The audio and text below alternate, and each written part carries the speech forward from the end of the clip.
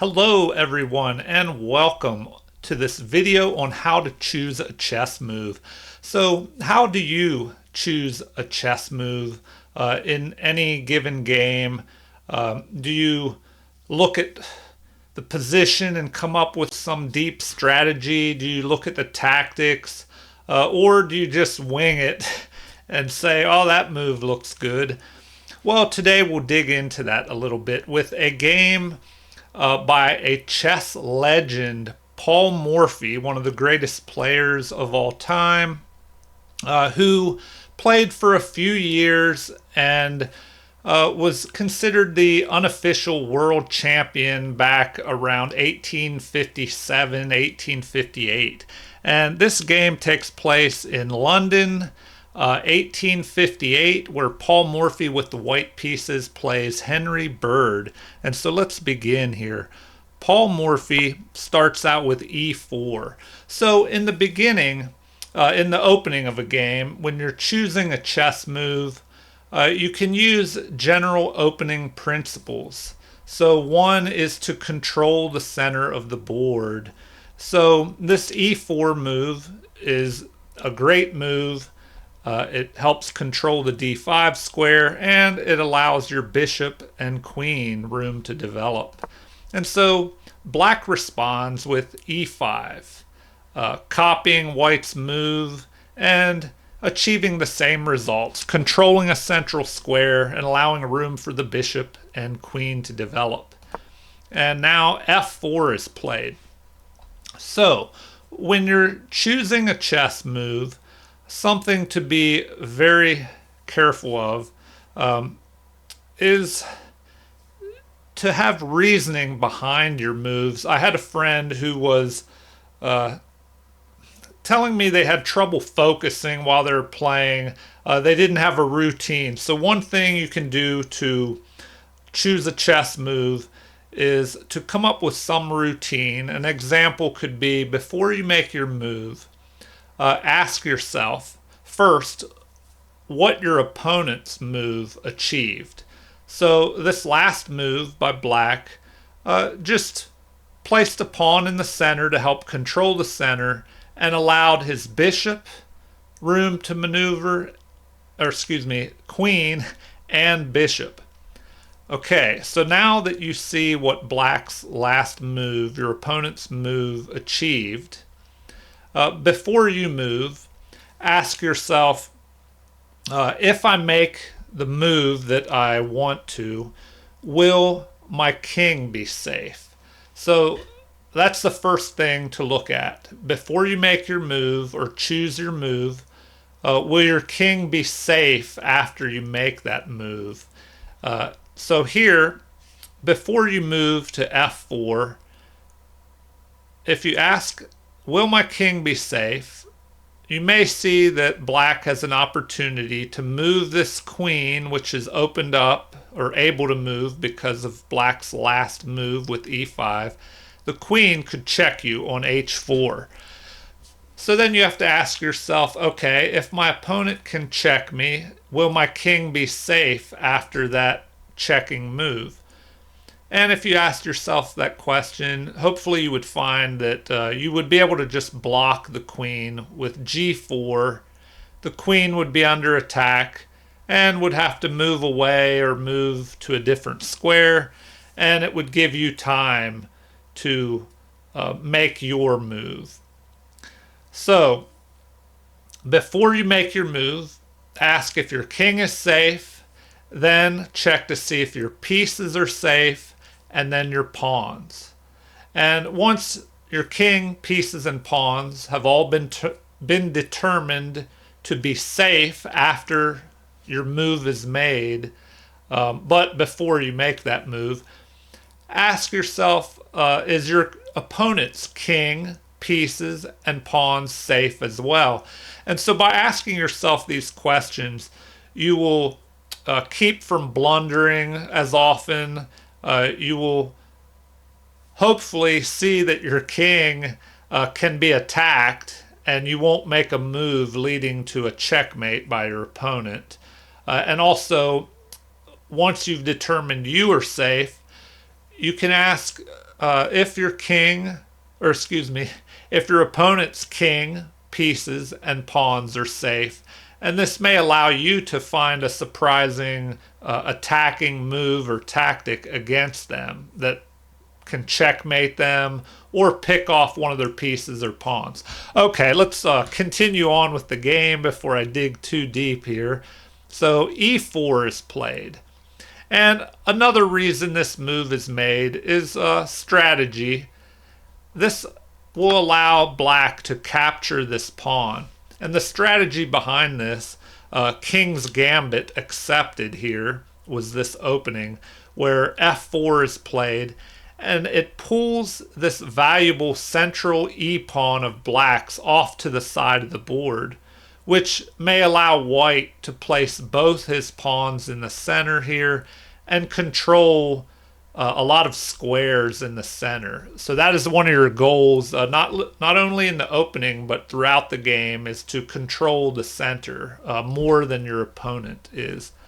Okay, and the game continued with knight to f3 here.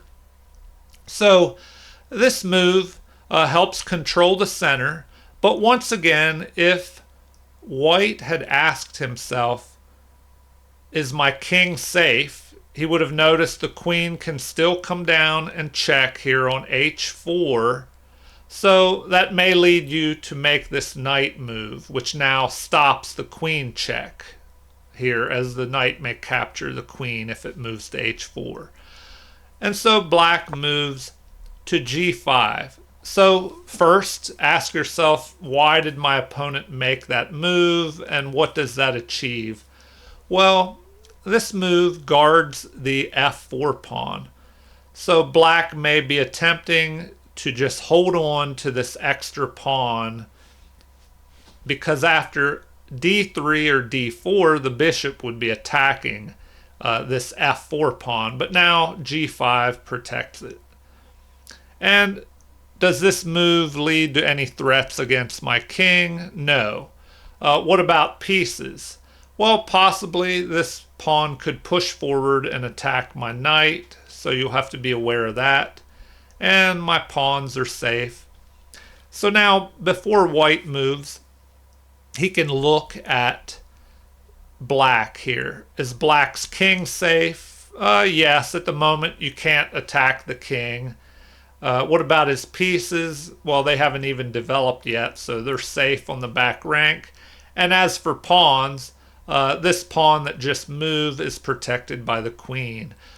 So, white may see that a potential weakness here with this pawn, little pawn chain, is to move pawn to h4 here, attacking, putting pressure on this pawn by the pawn and the knight. And this may lead you to determine that if he tried to protect it with h6, that you could capture, and if he recaptured, you would be able to gain a rook for free.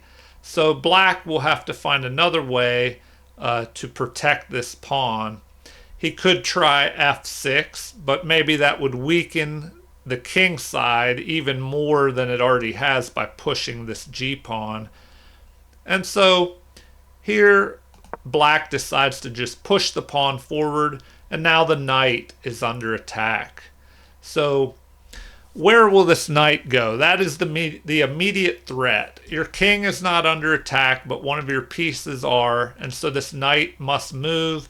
So sometimes your opponent basically chooses your move for you by attacking something, and so you don't even have to decide to figure out how to choose a chess move. It's forced on you. So forcing moves determine that, well, this knight is under attack and you have to move it. So the knight was moved to e5 here, which keeps an eye and a potential threat on this f7 pawn, which is only protected by the king here. And so the knight advances up into black's position, and black responds with knight to f6, finally developing a piece. And what does this move do? Well, it's too far away, a knight, to attack your king, so your king is still safe. What about your pieces? None of your pieces are under attack, but the pawn is. So the knight attacks this pawn, and here Morphy, who was famous for developing his pieces quickly, decides to ignore the attack on this pawn and choose a move that threatens a counterattack here. So that is one option when you're choosing a move. If something is under attack, you may be able to choose a move that counterattacks, but generally you want to find a even more powerful counterattack than what your opponent is attacking. So here he's attacking a central pawn, and you are attacking a side pawn, but you will have a attack with check here. And so black responds with d4 as he sees white's last move of bishop to c4 does threaten a check on his king. And so if he asked himself, is my king safe? That would be no. So he blocks the attack with this d5 pawn move here. And Morphy responds by capturing the pawn. So now material is even. He's regained his pawn. Black could just attempt to recapture with the knight immediately. And if the bishop captured, the queen could capture. But instead of that, black chooses to develop another piece here, attacking this more valuable knight in the center. So if white looks at the position, his king is safe for the moment, but a piece is under attack and he must decide what to do here. So d4 is played, defending the knight. And now black decides to play knight to h5 here to defend this pawn. So if he asks himself, is my king safe? Yes, for the moment his king was safe. His pieces are safe, but this pawn was under attack. So he defended it with the knight. But normally you don't want to move a knight to the edge of the board as they have a lot less mobility there. But the knight is doing something constructive, trying to protect this pawn, and hopefully the knight will be able to reposition back into the game later, possibly attack this rook from g3. But moving on, knight to c3 is played by Morphy, just developing a knight towards the center of the board, helping cover the center and fortify this d5 pawn. And now we have bishop to f5 is played.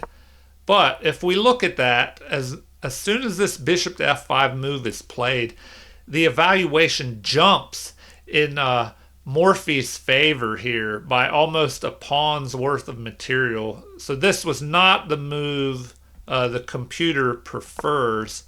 It looks like in this position, black is ahead by almost half a pawn of material if he castles kingside. So once again, how to choose a move here for black. Is his king safe? Well, his king is still stuck in the center. It's safe for the moment, but if this center opens up, there could be a possible attack on the king. So maybe castling to the king side would be a good choice, even though it's a little open here. But possibly the king could jump into the corner and maybe defend himself with the bishop moving back at some point to g7 and the knight, and at least there's no attack immediately on these pawns as they are both protected. This bishop protects this pawn, although white does have a queen and a knight piling up on this pawn here. All right, moving on. Bishop to f5 was played in the game, so white jumps ahead in the evaluation here. And now Morphy responds with knight to e2 here.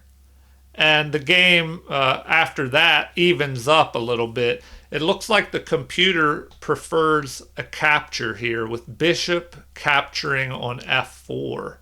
And so knight to e2 was played by Morphy to just reposition his knight to attack here on this f4 pawn. But we see the evaluation has actually jumped in favor of black by 0.4 here. So if bishop to f4 would have been played, then the game is in white's favor after the following moves. Knight captures, castle. Now white is attacking the knight and this bishop if the knight moves. And after a counterattack here on the knight, we have bishop to b5 check. Block, the knight repositioning here and now attacking this bishop. And the game could continue with castling, knight captures, pawn captures, and finally a rook capturing here. And then after f5, the evaluation would be in white's favor here by plus 1.4. So about a pawn and a half worth of material. All right, moving back to the current game position. Morphy had played knight to e2, possibly deciding to counterattack on these pawns here. And black responds with some exchanging of material in the center. But now it jumps back to white's favor here. After d takes e5, Morphy has these two powerful central pawns controlling a lot of real estate here in the center. And the game continues with f3 here. So in choosing his move, if we go back here, it looks like once again castling, getting his king to safety is the preferred move. And if black would follow the routine of asking, okay, what happened here with white's last move? He's controlled the center, which may allow white's pieces to funnel in behind these pawns and start an attack up the center. So would my king be safe if an attack opens up in the center?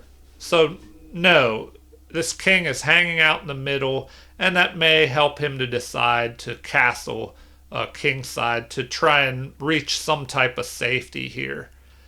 But in the game, f3 was played, a counterattacking move, which may have been premature because his king is still kind of out in the center. And after pawn captures, we have bishop to g5 attacking the queen. So once again, a forcing move where black, his move is decided for him. He has to take care of this attack on the queen. And so after f6, we have a pawn capture.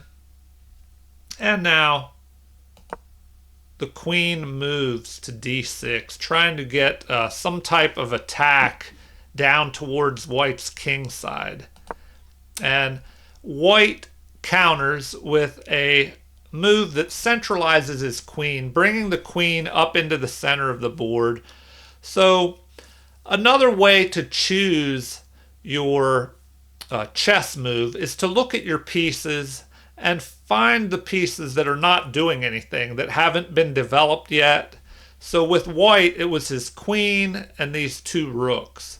So one strategy on choosing your move would be after you have determined that your king is safe, your pieces are safe, and your pawns are safe, then you can look to see if your opponent's king, pieces, and pawns are vulnerable, whether they are safe or you have some attacking or capturing opportunity. If both sides, king, pieces, and pawns are safe, then it may be more difficult to choose a move. So you can possibly use this technique of looking at your worst placed pieces and just trying to improve them in some way.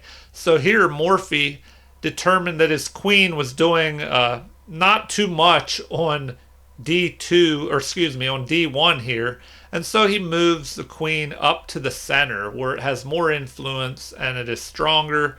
And he's threatening a tactic of a discovered attack on this rook after he would move a pawn forward, checking the king. And then he would be able to pick off this rook. And so black responds with this capture here. Now, in the position, if Morphy asked if his king or pieces were safe, no. This knight was not safe, but he did have this move to d4 with the queen with the threat of a check and a capture of this rook here. But now, after bishop captures the pawn, we have a queen check here. But Morphy would have determined that this queen check is just it's not really a threat here.